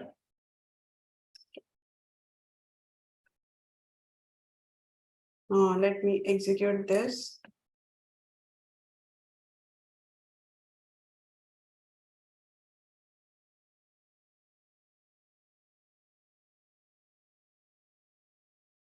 $68. here is 6 values instead of 5. Okay. What is the error it is giving? If I give the size 5 and if I give the 6 values, list index out of the box, out of the bonds. So whatever the initialization is there, we have to give the same number. If I give the initialization is more than this size, is going to give the list index out of bounds. That means whatever the capacity is there, that is more than that you are initializing. So this is also you will see in the real time list index out of the bounds.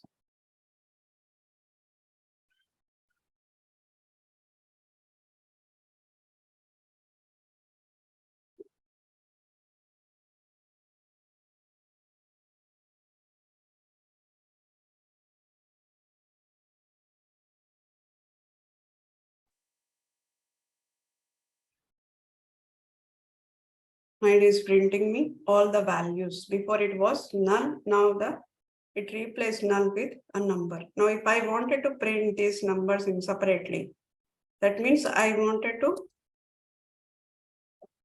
retrieve the data. Now it is stored it. Now if I wanted to retrieve the data,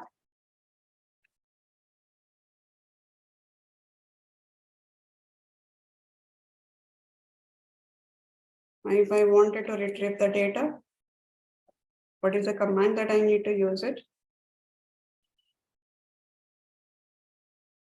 What is the command that I need to use it?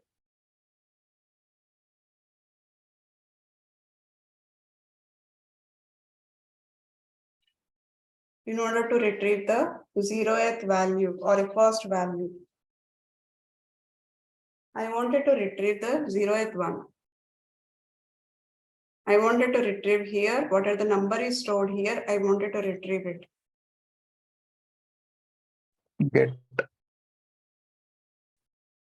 We do not need anything here. If I wanted to retrieve it, I can just use the whatever we are doing during the initialization, during the retrieve also, we can use the same.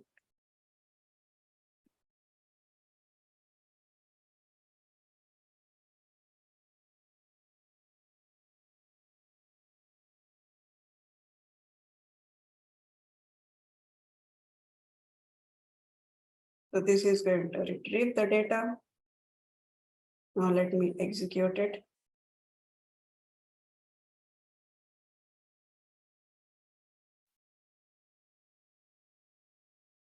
Right, now I'm getting the 1, 2, 3, 4, 5. What are the values are there? Now same code, what line of codes are same, right? I'm writing multiple times system.debug, but what is the change here? Only the change is these numbers 0, 1, 2, 3, 4. These numbers are changed, but rest all are system.debug. Now I'm writing multiple times here. I'm writing multiple times. So instead of this, what I can do is I can go for loop. For loop, I can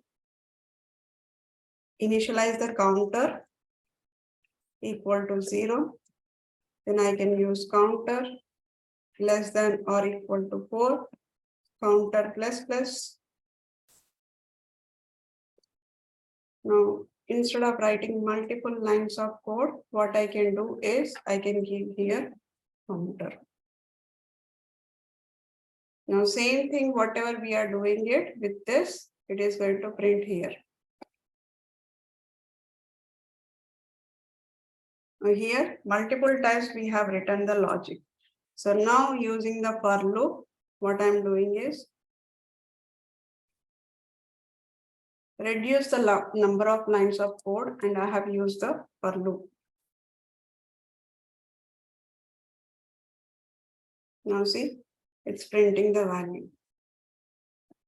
Now there is a problem with array. There is a problem with array. It has a drawback. It has a drawback because there is a lot of memory is wasted. Why lot of memory is wasted? Now during the initialization, I might say 200. I might say 200. That means 200 into 4. That means 800 bytes of space should be allocated for one variable. If I specify 200 size, and each one of them is a 4 bytes, right? So each cell, whatever each cell is there for the integer, it's a 4 bytes. Now, if I say integer customer number equal to new integer 200, that means total 800 bytes it is going to occupy. Now, when during the initialization, if I say 200, but I have just used the initialization is only 3. When I'm assigning the value, actually I assigned the value to the only 3 indexes. Only for these 3, I have assigned the value. That means whatever the rest of the things are there, rest of the blocks, these are wasted. Memory is allocated, but we are not using it. Why I said during the initialization 200, I thought maybe the assignment will be there for the 200 members. There are 200 customers are there. Maybe we need 200 customers data should be stored. So that's the reason I have given the size here 200. But when we actually implemented the logic, we just saw that only 3 customer numbers we got it. We got only 3 customer numbers. That means 1, 2, and 3. What are these 3 are there? It is going to store only these 3. And what happens to rest of them? There is nothing is there. Simply the space is occupied and there is nothing, no value inside it. It's just a null value inside it, but the space is occupied. So that's the reason whenever we are declaring an array, there is sometimes what happens in the real time is a lot of memory wastage is going to happen. Because we don't know how many customer numbers we are going to get it. At the same time, it might happen in the reverse also. We might say 3 size, but we actually got the customer number, 10 customer numbers, we got it. Now, whenever I'm running the code, it says that list out of bounds. So in both the ways, it has the issue on the array. So each element inside the array will be identified by using the array name along with the index position. That means whenever each element, whenever we are declaring the element inside the array, whenever we are initializing that array, it always using the array name, and then we have to specify the index position. If you do not specify the index position here during the declaration of array, if you do not specify the index here, no, there is a problem. You cannot do that. You cannot do that. So whenever you are initializing it or whenever you are declaring it, you have to specify along with the array name, you have to specify the index position, and index starts from 0. Index starts from 0. Now example, integer customer code equal to new integer. That means it holds the 10 integer elements. That means it holds the 10 integer in the database, right? This is divided into 10 times and each block is it's an integer, right? So it is going to take 4 bytes. That means 40 bytes it is going to allocate a space for customer code. That means this customer code holds 10 integer elements. String country names equal to new string 200. That means this country names is going to hold 200 string elements, 200 string elements. Now ID, we have a data type called ID. ID, record ID is equal to new ID 5. That means this record IDs, what are the variable name is their record IDs, is going to hold 5 record IDs. It cannot hold more than that. It cannot hold more than that. If we are trying to assign more than 5, what will happen? List index, we will see the error called, which error we will see? List index out of index, out of bounds. What is the error if we see? If we try to assign more values than a size, what is the error that we are going to see?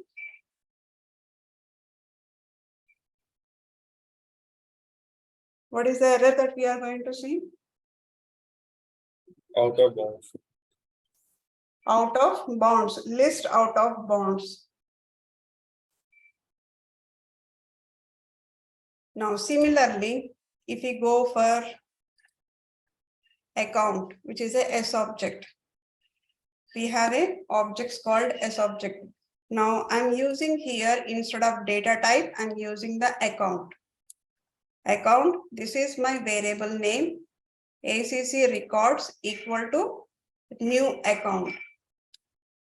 And the size is 25. That means ACC records can hold only 25 account records. Only 25 account records. Similarly, case records, new case 50. It can hold only 50 case records. And similarly, custom object, we have branch __ C. So branch record new branch 70. We are giving the size here 70. It holds the 70 branch records. And game is going to hold the 100 records. So like this, array can be used for the S object as well. Not only the data type, we can use it for S object declaration. Now, assignment for this.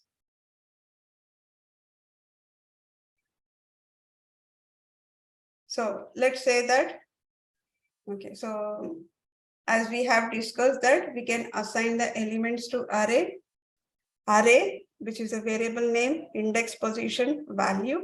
That means example, integer customer code, this is new value. And if I wanted to retrieve the value, if I wanted to retrieve the array elements, how can we retrieve it?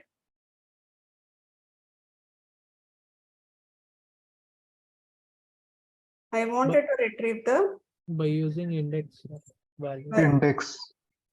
by using the index position.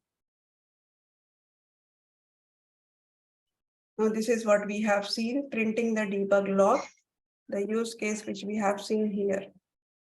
So the same thing, whatever we are doing it, we have printed using the for loop, and also we declared the customer code array.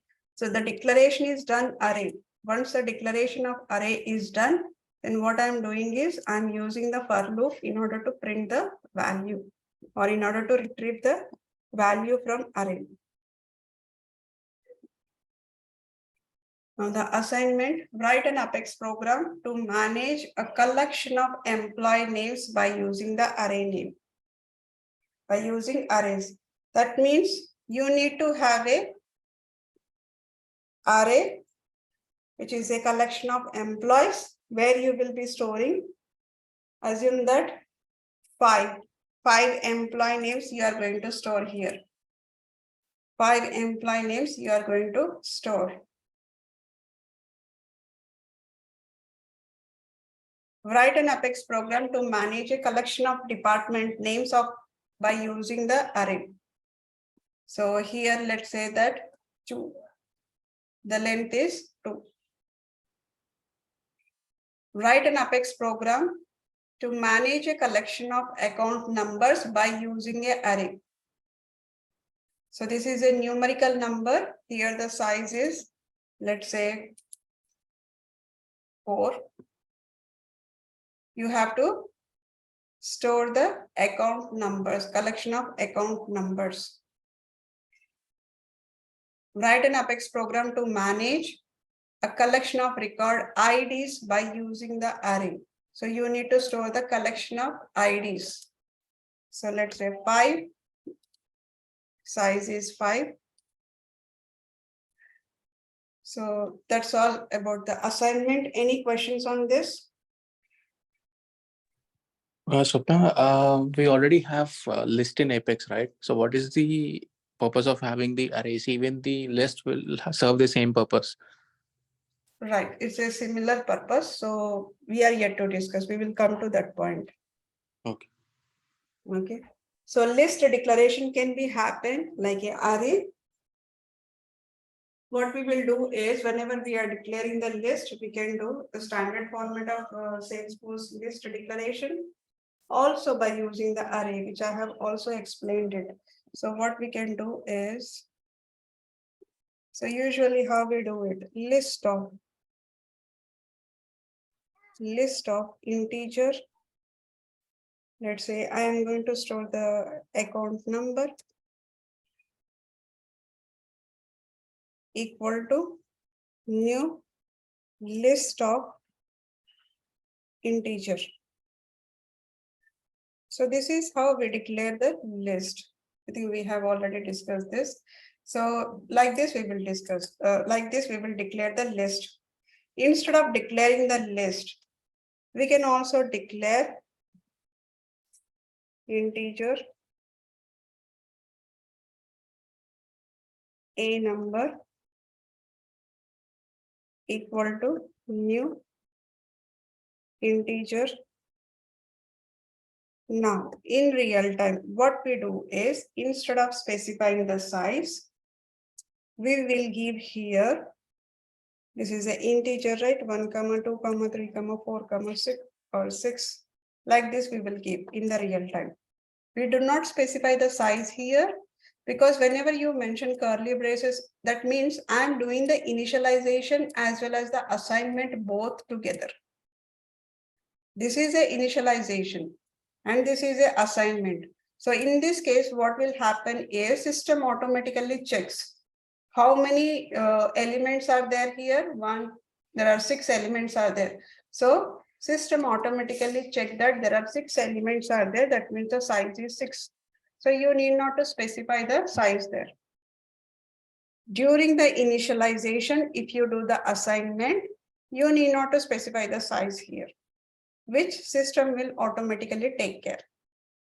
If you are initializing it without the assignment, you might have to do that. But here what we are doing during the initialization, we are taking this.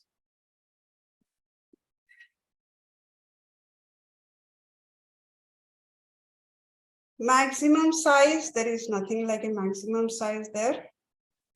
You can specify what are the number you want.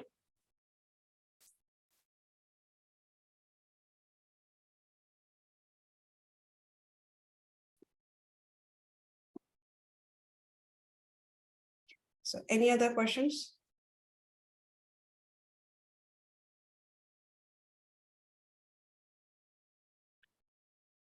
So what did we learn so far?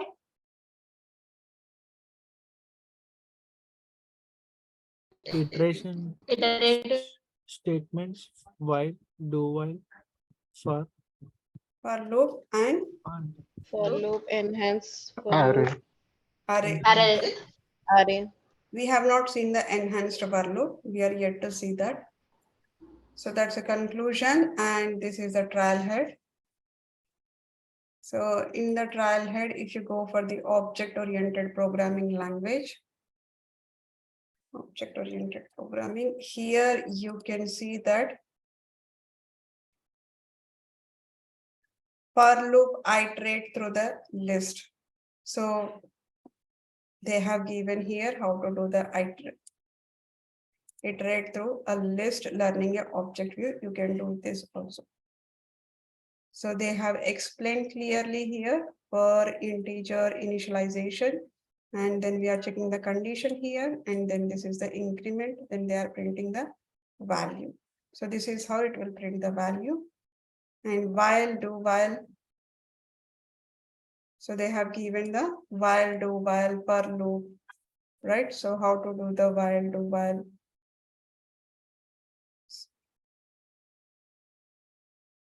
So this is the while condition, and same thing you can write it into the for loop, same thing you can implement in the while, but you can see the differences.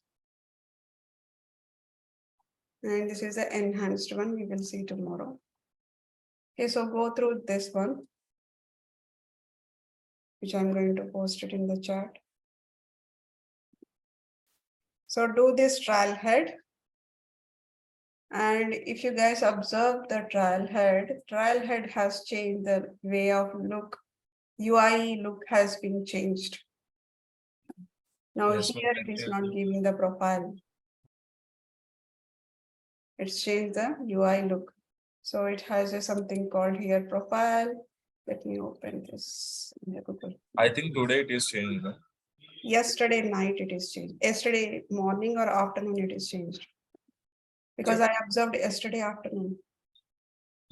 Same today's morning. So if you observe this trial head,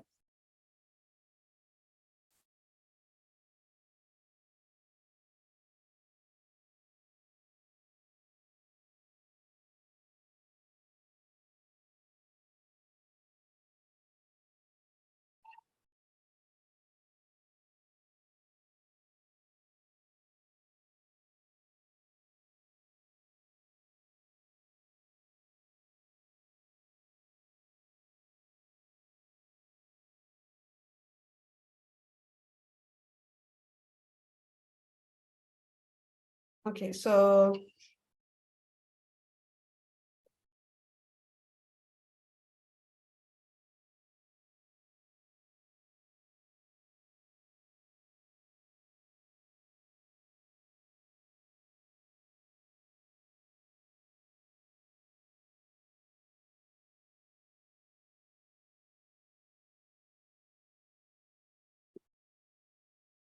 okay. So here you see this, it is asking search trailhead and it is giving some phone number, then you have a profile. And on top, they have added something which is called Salesforce Plus.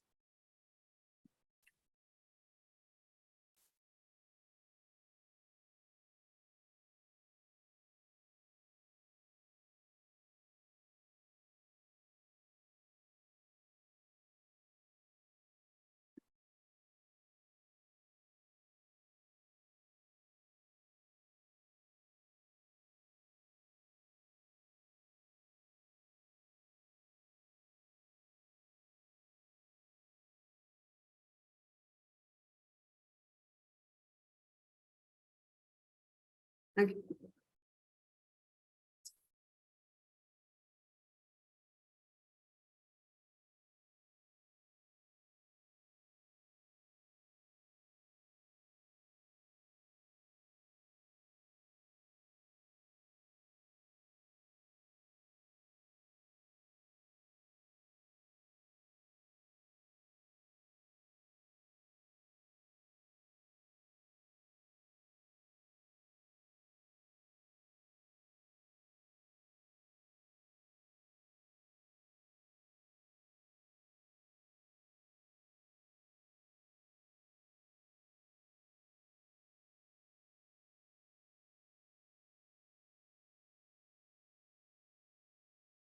Okay, in the meantime, if anybody has any questions, just go on.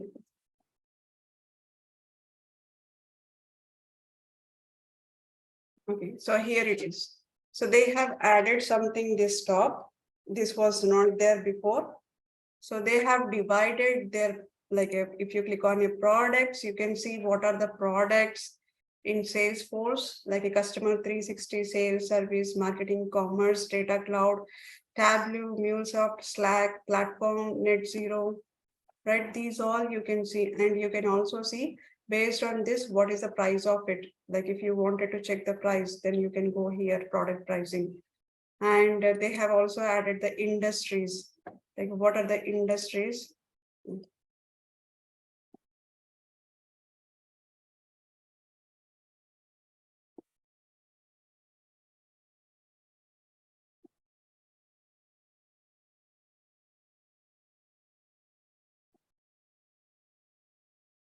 Okay, so they have added the industry and the learning. If you want any kind of a support, so they have added that also. And there is something interesting one is Salesforce Plus. Salesforce Plus is basically if you wanted to check any series of the Salesforce. Now industries are like a, what are the industries, like a automotive, customer education, metadata, whatever we used to see in the customer success story, they have moved that here industry. And same thing like a learning path. If you wanted to learn, learning on the trailhead, how can you do the learning in the trailhead? What is the career path? So if you wanted to see any of this success center for the sales cloud, service cloud, and based on the topic, if you wanted to go, you can go ahead. And similarly, you have a support. If you need any support, you can go on. And this is about the Salesforce company. So what is, if somebody is new and they wanted to know what is a Salesforce, so they have given certain information here. And which I like it is Salesforce Plus. Salesforce Plus is the one where if you wanted to check the Dreamforce event, right? If you wanted to see what are the Dreamforce event, what has happened in the few events, and if you wanted to check series, there are a couple of series which are happening, like a success today. That is one of the series which they are going to post every day. So if you like a Netflix series, whatever you watch it, similarly, we have a Salesforce series where we can see where we can see different stories of each client. Like if you go to the original series, you can see that there are different series are here: Trailblazer series, Success Stories series, and Legends of Low Code. So which I like it, this one, Legends of Low Code. Because this is going to help you how to do the coding part and learning through the changes. These are the series, like they will be posting the series. So which you can do a lot of things here. Also, you can add it in your list if you wanted to go through the series later. And this is free of cost. Whatever is happening within the Salesforce, everything we can watch it here. So the success story, this is about the L'Oreal. So one of my demo, I was explaining about the L'Oreal is also using the Salesforce. So they have given their story about how they have implemented their L'Oreal app using the Salesforce, what is the best practices they have followed, how they focused on the customer, and what they have done innovatively by using the Salesforce. This person has explained it. So he is a global VP. So like this, there are different episodes, you can watch it.